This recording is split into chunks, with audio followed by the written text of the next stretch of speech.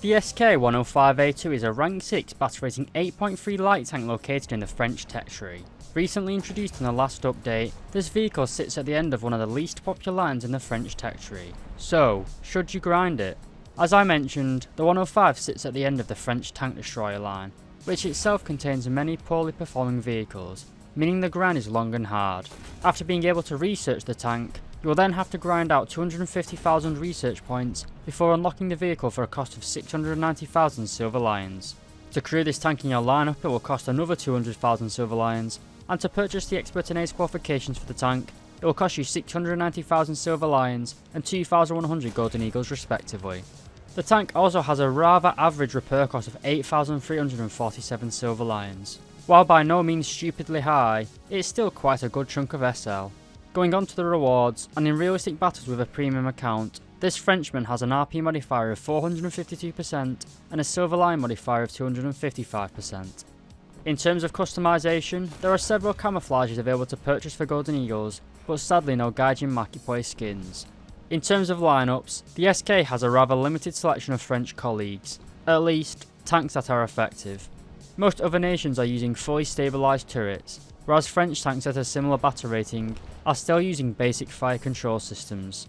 This, and the fact battle rating 8.3 vehicles see a lot of up tiers, doesn't give the SK-105 a great line of backup. In this video we're going to cover the mobility, armour and firepower of this vehicle before finishing with a conclusion. If you do enjoy these sorts of reviews, then please do consider leaving a like and subscribing, lads.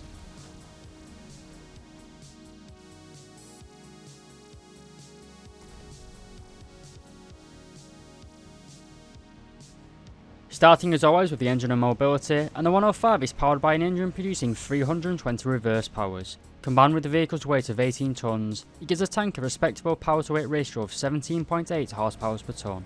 For a battle rating 8.3 light tank, this isn't amazing, but it's still good in my opinion.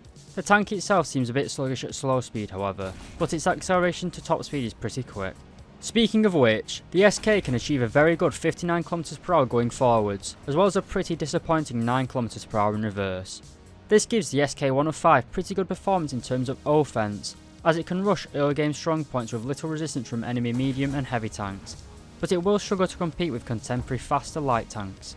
The reverse speed is a minor issue, as you are unable to rapidly retreat whenever you spot a British player. The tank overall feels good to drive. The horizontal traverse is a little slow, which I did find frustrating, especially when trying to quickly evade enemies, as the tank feels more like a medium at slow speeds, and only really comes into its own as a light tank at its high-end top speed, due to the limitations in close-range mobility, as well as the armour and firepower which we'll cover shortly. When playing the SK-105 you should rush to an early game strong point, and then swap to a mainly defensive playstyle.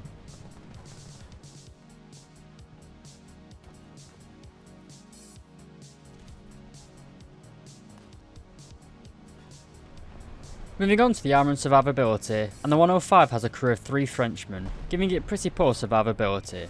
The tank is also pretty cramped, so a penetrating shot is almost certainly going to destroy the brioche, wine and end the lives of said Frenchmen. And there isn't really too much more to say about this Frenchy boy. He's got poor armour and poor survivability, but so does pretty much every other light tank, regardless of rank and battle rating. We've covered how the engine is pretty powerful, giving it above average mobility, so the relative lack of survivability isn't too much of an issue.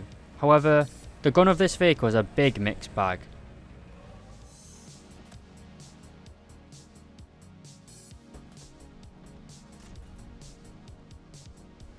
So taking a look at the weapons and ammunition, and the SK-105 is armed with, yep, you guessed it, a 105mm baguette launcher. In all seriousness, this is the 105mm M57 autoloading cannon. Due to it being mounted in an oscillating turret, the vertical guidance characteristics take a big hit, with only 13 degrees of elevation and 6 degrees of gun depression, far below standard for a battle rating 8.3 vehicle. The reason for this oscillating turret is the autoloading system.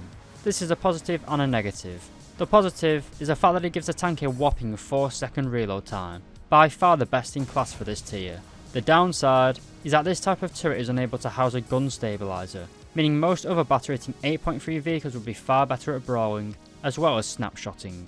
But moving on to the reloading skill under the loader section, and we have a constant reload speed of 4 seconds, which I mentioned earlier, making this tank very friendly to low skilled crews. Moving on to the targeting skill under the gunner section, and we can see that you have a base turret rotation speed of 21 degrees per second, which rises to 30 degrees per second with an ace crew. Moving on to the modifications, and I want to point out that this tank gets access to a laser rangefinder, as well as high resolution thermal imaging, making this a great sneaky sniping tank. We now come on to the ammunition, and your stock shows an early heat round. This is not fin stabilised, and is relatively weak at battle rating 8.3. It only contains 1.02 kilograms of TNT, giving it rather mediocre post-penetration damage. Regardless of this, it is still capable of penetrating 346mm of armour at 100 meters, sloped at 30 degrees. Your other stock shows a nose-fused high explosive round, and will detonate on impact.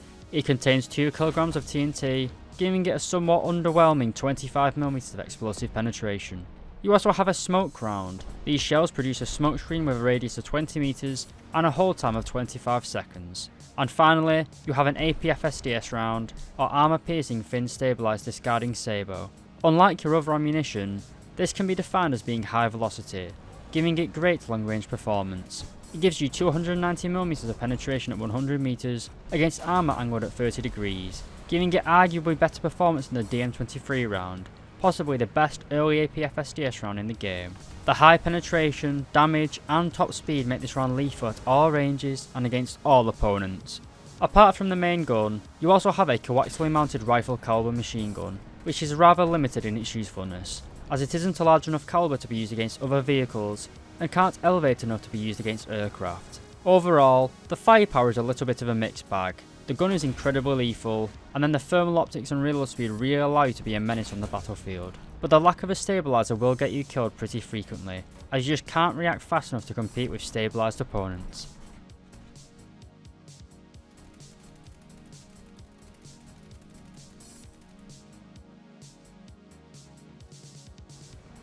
To conclude, the SK-105 is a fun little vehicle with plenty of speed and firepower, but lacking in survivability and, more importantly, practicability.